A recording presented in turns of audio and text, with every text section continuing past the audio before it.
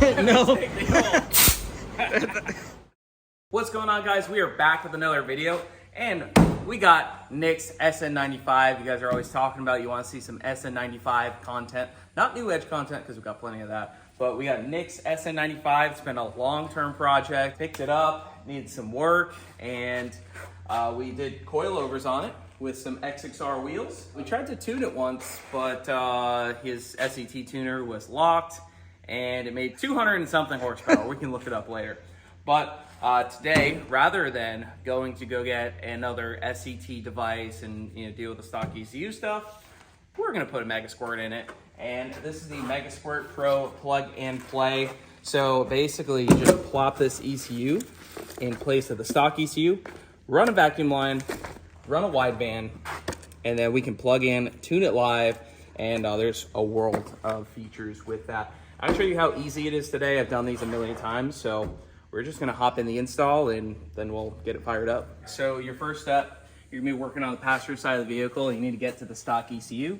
So you're gonna pull up this little panel right here. Typically on these cars, they're kind of old at this point and they come off pretty easily, or they have been off a million times. So you just give them a little yank. Same thing over here. You can kind of flip this. Nick's has been off for a while, or been off several A few times, yeah. But there's typically a little grommet there, and it can be a little hard to pull.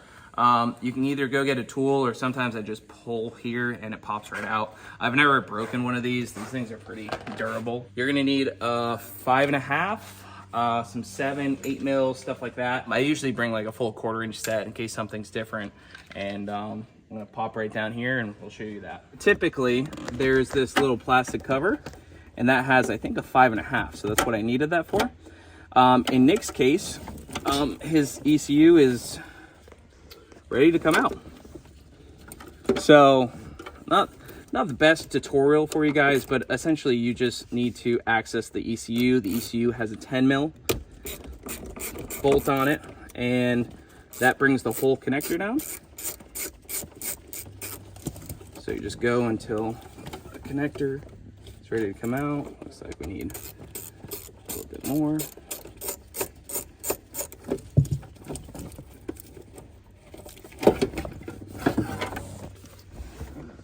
ECU. So normally there's a few more bolts, but in Nick's case, this thing has been out and about before. So that's pretty simple. Now we'll go up to the ECU and check out a few things. The ECU itself, when you get this package in, you're gonna have the ECU, and if you notice, it actually resembles the shape, size, and connector of the stock ECU. It's important. So there's also going to be this little pamphlet in here. This is what I tell my customers. I'm like, hey, Tuner Studio, there is a paid version of it, and we need that. So use this card, register your ECU, and then you can get the full license for free for your computer. So don't lose this. I'm not gonna show it because it has the QR code and the serial number on it. You can scan the QR code, or you can type in the link address if you're a square and don't know how to use QR codes. Pretty sure old people know how to use QR codes better than our generation, but regardless. With these ECUs, we are no longer going to be using the mass airflow sensor for the main fuel calculations. The mass airflow sensor actually gets fully unplugged. So in your case with boost, you don't need an upgraded MAF, just unplug it, or you can remove it. Any one of those things work. We are instead using speed density with the built-in map sensor, and that map sensor is ready to take boost as well. But in this car, it's naturally aspirated. It comes with some vacuum line, makes it super easy. There's a vacuum port that goes to the map sensor right there. And we're gonna tap into a vacuum source under the engine bay. We're gonna run the vacuum line through the firewall. If it's a 0304 Cobra, there's actually a vacuum line you can tap into for the factory boost gauge right under the glove box. Really simple. On these cars, unfortunately, we just have to run a vacuum line through. So there's also gonna be the serial to USB or the serial connector. So you will also need a serial to USB to connect to your laptop. So you're gonna wanna go ahead and basically just plug this in. And this is your main control to connect to your laptop. You just basically make sure that's going the right way, tighten this down, make sure it's tightened down. I've had some customers say, my computer won't connect, and it wasn't tightened down. So make sure that's connected. That's simple. You're gonna rub that to probably your glove box so you can kind of open it, but also tuck the wire away, you know, but your preference on that. And then here is the other part. This is your options port. So in most cases, we're gonna be running a wideband, and that's gonna take up 2 pins. That's going to be G for your wideband input, and it's gonna be pin A for your sensor ground. That's gonna go to your wideband, and it's very simple. This is not hard wiring. I know a lot of people get really afraid of wiring. It's real simple. 2 wires to that. That gets power and ground separate from this. This is your output. So it outputs a 0 to 5 volt output. The ECU converts that to air fuel, and it uses that for corrections. Here we have a connector. There is a pin diagram for every ECU, and you want to make sure you look at that. But the connector is very simple. I will say a lot of people mess up the orientation of this connector. You can use the 2 notches here and then the several notches on the top, as well as you can see that there's 3 large pins over here and there's 2 large pins over here. That you can use to get your frame of reference to make sure you get the right pin G and A. All right, so I just verified with the diagram, and actually pin A is on the side where there's 4 pins, and then basically 2 over from there, small. So you got 4 large, then the small pins. And you can basically notice the difference. See, large pin, small pin. That's it. In this case, we don't need any other outputs. Now, if you're doing a boost controller or a flex fuel sensor, those are gonna be a little bit different. You'll use M typically for flex fuel, and then you can kind of choose whatever you want for any other input outputs that you wanna add to it. But in our case, this is all good to go. We're gonna plop this in here, and I'm probably going to go ahead and get some wire, probably a white and a black, and we'll get that primed ready to go for when we install the wideband in there. But the ECU is almost ready to go in. We just gotta run the vacuum line. You don't have to run it through here. I have ran it through the factory grommet on this side. The Mega Squirt instructions say to run it through the corner of this little grommet right here.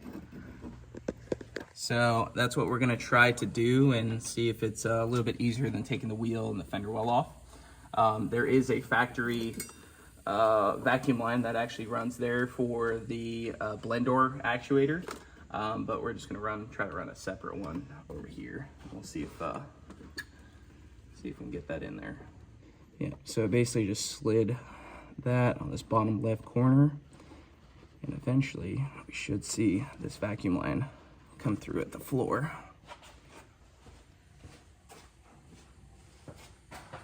And that was super simple. Sweet. So you can see right there, and we'll just run that to the ECU. I don't have some like super small wire around rarely available. That car is kind of getting all the wiring, but we got some 14 gauge. It's a little bit overkill, but it won't hurt. So we're just gonna splice these together. Real simple and easy. And we're just gonna do black indicating that sensor ground, and we'll do white indicating the 0 to 5 volt output. And we can remember pin A is that corner, large pin.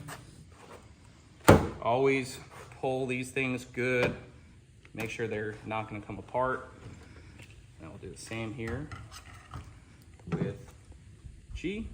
It's nice when we use the trunk as a workbench. Didn't you have a blue trunk? Yeah. This is wingless. Original wingless off of a V6. So. But now it's not the same color as the car. Because that really matters.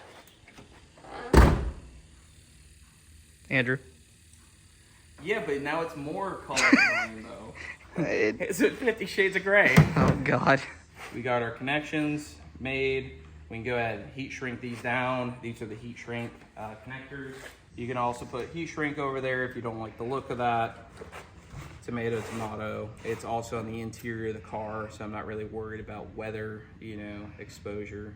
But I do like these connectors because they make a really good bite, and they also have the heat shrink ability there.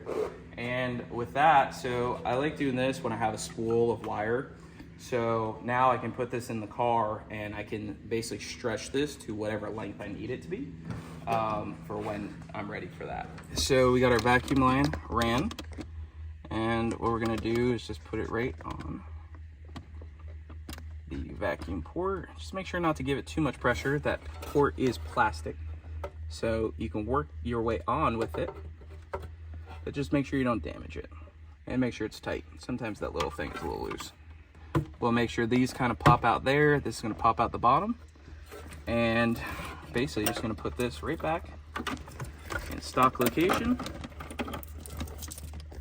Sometimes you might find it's easier to unplug these connectors. So logo facing out. Just make sure our wires stick down.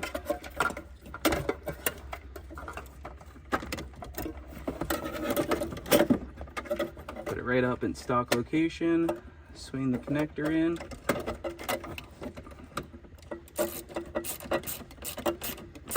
So you don't have to crank it, just go until it kind of stops by light force. And you can either put the factory plastic bracket in place. In Nick's case, none of that was here, none of the hardware is here, so, and it's not a huge deal if it is retained or not. So, and then see, gray to gray, that one, gray to gray, and then there's one more black connector. All right, so pretty much you just push all that back in there. We're gonna pull our slack probably out a little bit on the vacuum line, so it's not hanging. We're just kind of move it a little bit there. The USB serial connector, take this.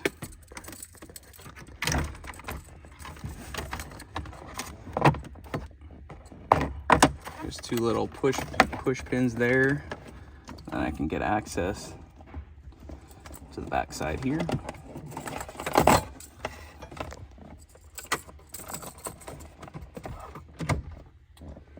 Okay, you see we got our two wires over here ready for us to find the final length on them. But let's go ahead and connect the vacuum line in the engine bay, and then we'll work on the wideband. So it actually comes with a little T, and we're gonna use that to tie in the vacuum lines under the engine bay. So let's take a look. You can see the screwdriver. Go ahead and pull that guy out. Don't no longer need that in there. And we're just gonna find a nice little place to tap into.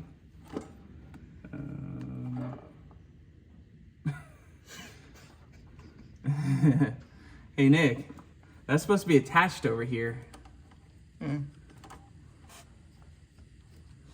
So also fix your friend's vacuum leaks while you're in here. Smoke tester is a big help. That line's pretty dry routed, but we'll try to make her work for now. And I think I see why that line was all exploded, because it's not big enough. I'm probably just gonna tap it in right here. Let's see if our T, no, our T's a little bit loose there. There we go. Yeah, we can use that. So I just cut off a little bit of the vacuum line there. Then we're gonna plop that back onto the fuel pressure regulator. Someone else put a zip tie here. That's fun. And now, here's the vacuum line from inside the car. We'll just cut that down to size. ECU is pretty much ready to start. You don't need the wideband on to start it, but I think in our case, we're just gonna go ahead and suffer through, install the wideband real quick, and then we'll be done. Okay, so we're using the AEM wideband. They call this the Uego now. It used to be called the X series, but it's just called the Uego now. Basically has the buttons on the front, and it has some instructions online. Those being something I suggest looking at, because this video is not just about installing an AEM wideband, it's about installing any. But all you have to know is your power ground situation, which is typically going to be your red and black, but check your manufacturer wiring diagram. So that's going to be a key on 12 volt power. And typically you want something that doesn't dim when you go to start, the start function. Then you got a chassis ground. And then over here, I believe, and we'll double check the wiring diagram, our white is going to be the 0 to 5 volt output, and this brown, although it doesn't look super brown, that's going to be the sensor ground. But of course, we'll always check the diagram to make sure we match that up with the 2 pins we put in the ECU. I happen to have a steering column auto meter set up laying around. These are fairly inexpensive, somewhere around I think $40. Don't quote me on that. But it's just going to be an easy way to mount it right on the steering column. It's one of the easiest ways to mount a gauge because it makes wire management really easy.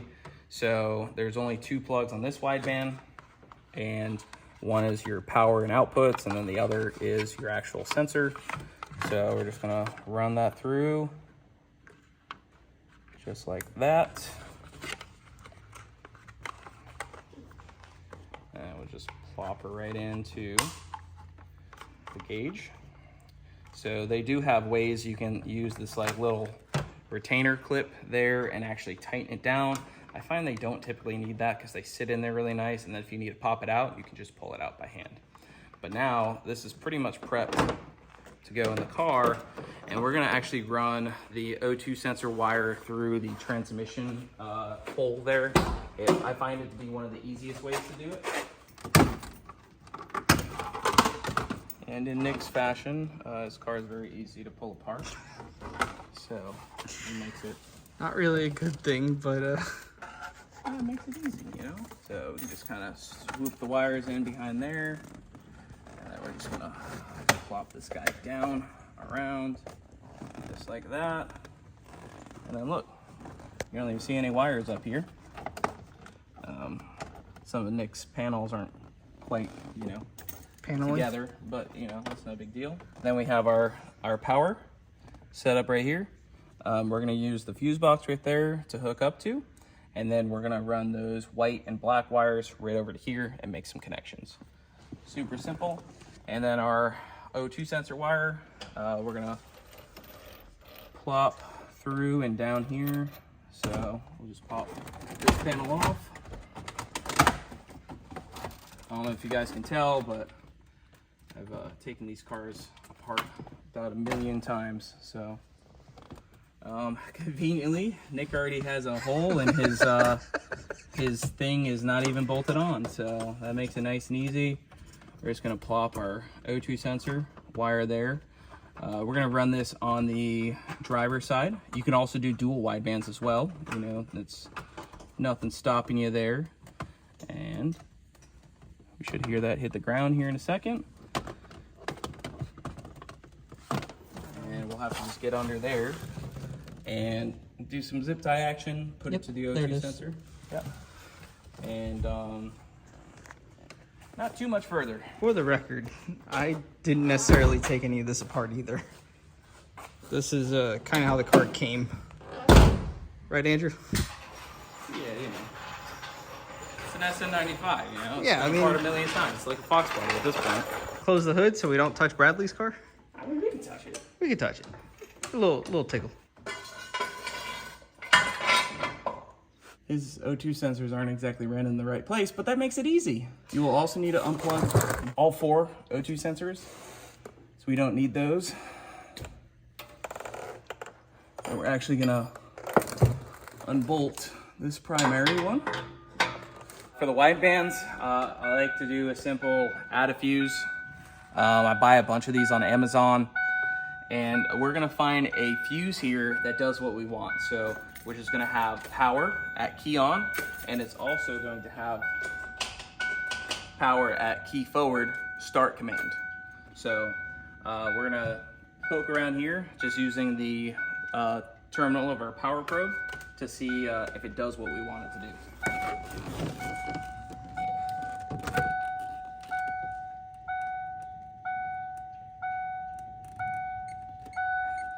Okay, 12 volt. See that? No power, key on 12 volt. And key forward, it stays good. So this one does exactly what we want to do. Don't know what that fuse does, but it does not really matter because we're not interrupting that circuit. We're just tapping into the feed of the power there. So we take that fuse out. You can see our wire is tied into this side. That's the factory fuse, goes right back where it was. And now I'm gonna put a fuse right in here for our additional accessory Doesn't need to be anything crazy because it's just a gauge. The added fuse does come with this little crimp connector. It's garbage. Just go ahead and cut it off. We're just going to use our good setup right here, like we talked about before. Our red is our 12-volt key on. Tie it right into there. That's nice. We use our heat shrink. That's good. And then our black, we're gonna hook to a chassis ground. So we just need to find probably a little ring terminal. And I think we can grab the corner of the fuse box that I've used in the past. Seems to work pretty good.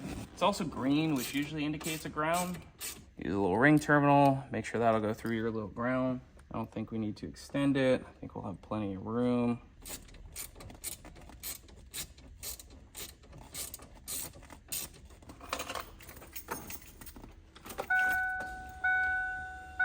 Woo!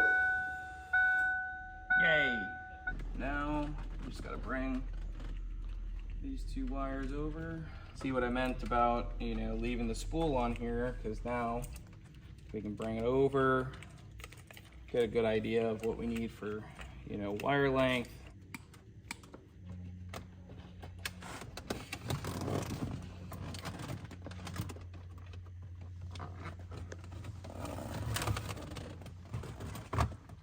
Now we're just gonna go white to white and black to brown. Okay. Pull test. Good, and then I usually will clip off all these ends here. All right, so we got everything tucked back up away. The wideband works with key on, and it also stays on if you put it to the start command. So it does exactly what we want. Wires tucked away as if nothing ever happened. Other than this one, but we're using that right now. That's for the connection? We're gonna fire up our laptop. You can use Mac or Windows. I do find that it does work better with Windows. On the computer, if you follow that QR code, you'll also end up downloading Tuner Studio. You'll end up entering your registration. It'll say enter registration. Mine says update because mine's already registered. Once you do that, USB plug in, boom, you're gonna need a USB to serial. If you bought it from me with the Tune package, I usually include this, but otherwise you can just Amazon one in. It's a pretty simple thing. We're gonna go to create new project. This should be on 1.6.1 if you bought the ECU new. So what we're gonna be covering today is 1.6.1. But you know, if you have an older one, you just have to use an older base firmware. What we're gonna do is name it something intelligent, like 1998 Mustang GT, and this is gonna be Nick. This is the first time we're gonna test communications and make sure everything works here. So key on, and you're gonna hit detect. You can see it detected the ECU. It is in fact on 1.6.1 firmware. Accept, next, all this stuff is good to go. Next. You can sometimes hit detect. It already said successful. Next. And it's going to ask you for your dash. Use your dashboard of preference or use the default one if you don't have one. So there's a few things you're going to need to do. It actually looks like the thermistor values are already calibrated, but we're just going to show you how to do all this stuff. So first thing you're going to do, calibrate TPS. We'll do that so it shuts up. So you're going to get closed throttle. And now you're going to hit the gas pedal, go full throttle, hit get current. So that's going to tell it, you know, basically full throttle or not full throttle. Next thing is come down to thermistor values. Coolant temp, we're just going to want to select forward, right. In our case, it looked like it was already reading correctly. Then you're going to want to do your air temps forward as well. Like I said, it looks like it was already doing it. So that part is all good, ready to rock. We're gonna go to our calibrate AFR table, come down here, and we have the AM. I think it is this one, but I'll double check. We'll have to start it up and make sure. And then for this car, being pretty much a bone stock 98 Mustang GT, we're just gonna go ahead, for demonstration purposes, we're gonna load in the basically starter firmware file. So these are provided by MS3. So 96 to 98 GT tune. We're gonna load that in. It did look like it did reset our TPS, so told us the power cycle. Let's make sure our TPS is good. All right, this has stock 19-pound injectors. We're on 93 octane. Should be good to go. Should fire right up.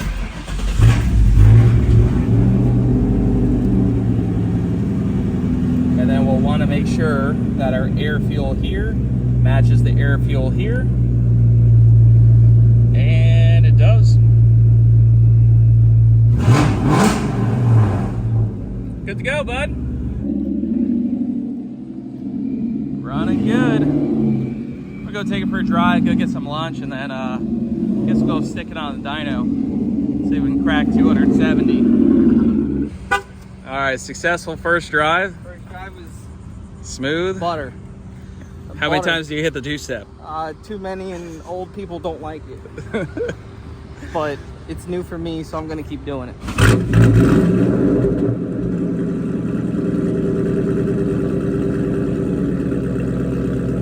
Hit the two-step. Just kidding. Don't do it. Excuse me. Oh God, that was me. First time driving stick. It's right here. You know, sometimes. This kid's been two-stepping at every stoplight.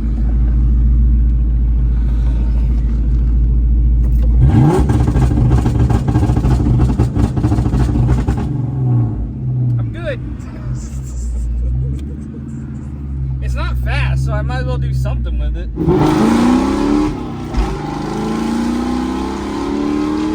right.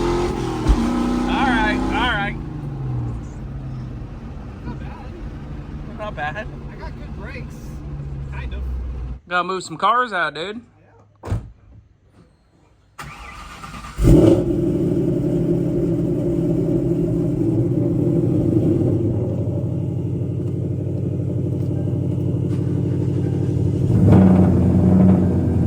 the car for a drive. We got the Starbies. We got it locked in, loaded on the dyno. We're gonna take a look and see what it made before and see if we can crack 260, 270. I'd be really happy if it does that.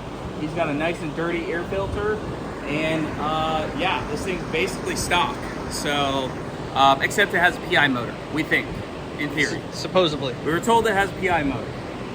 So we'll see if it does PI motor things. We're gonna take a look at the old dyno graph from Nick's unit here. Oh boy. 219, 251 torque, 216, and 201. Man, we did great last time. Although this car was nowhere near what it is now. Yeah, let's see what we can do.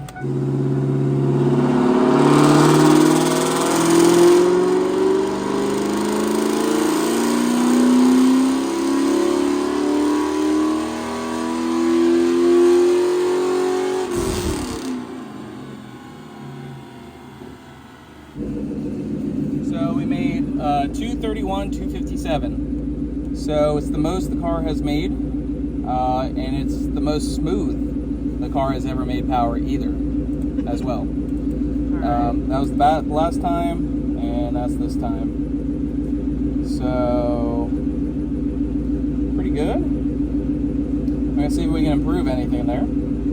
So 22 degrees of spark down low, 25 up top.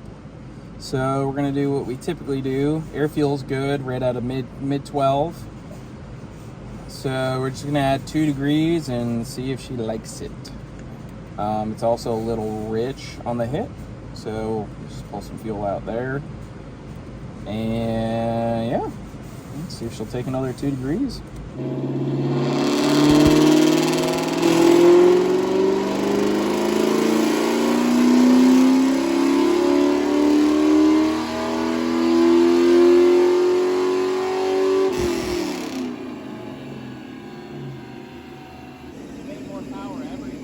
Everywhere?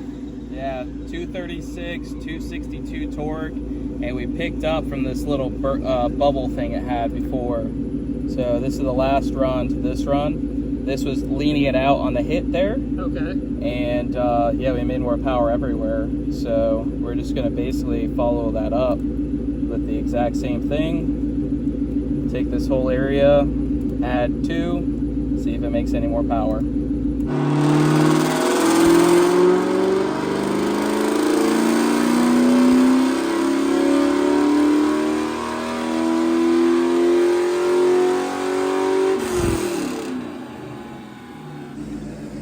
No more power. No more? So what we'll do, we had a nice gain on that last one, but we didn't have a good gain there. So what we're gonna do is basically just take the exact same area and pull those 2 degrees that we just added right back out. So we found the timing that it likes. One thing I'd like to test is your air filter is extremely dirty. So yeah. we're just gonna take it off. I want you guys to know, I have no excuse for this, okay? I know I've owned the car for a long time. I've never touched this. Not proud of it. Yeah, it's one of those. Just make sure there's no wires to swallow up, right, Bradley? Bradley?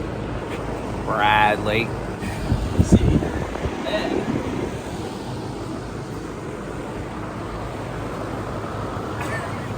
then No.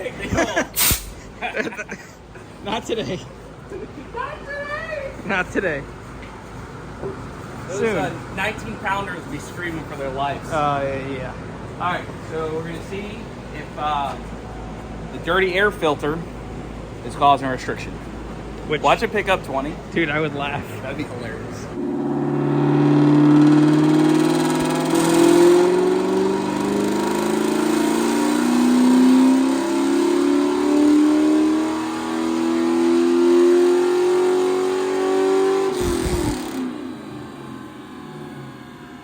Well, buddy, your dirty air filter works fine.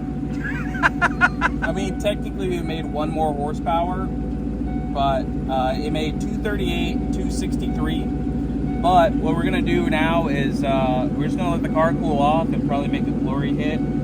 I would imagine it'll make 240 something, which Don't say it.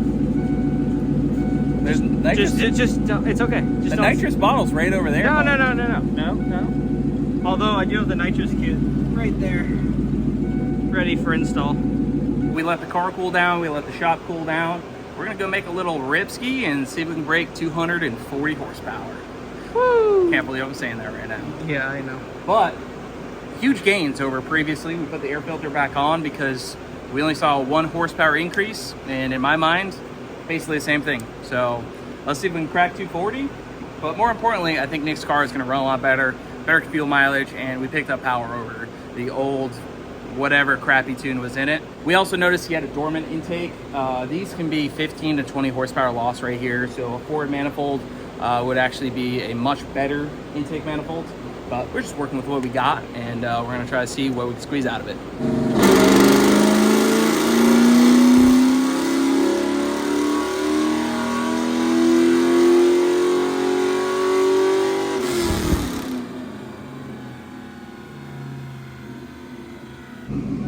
Well, we made the most torque. Really? 271 torque. Not bad. And 238 wheel horsepower. Making peak at 5,300. Not bad. We'll take it.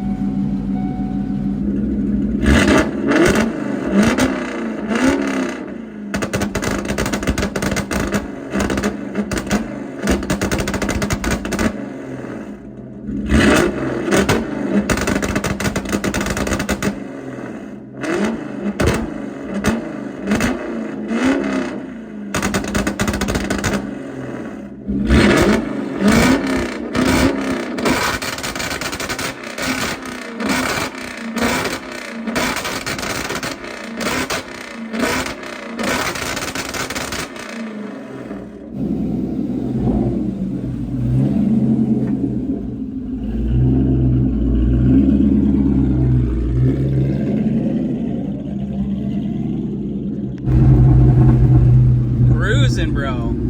Fresh tune. Feeling good? Feels great. Hey, maybe it'll actually get some decent gas mileage now. Well, if I'm not two-stepping. If you're not two-stepping everywhere.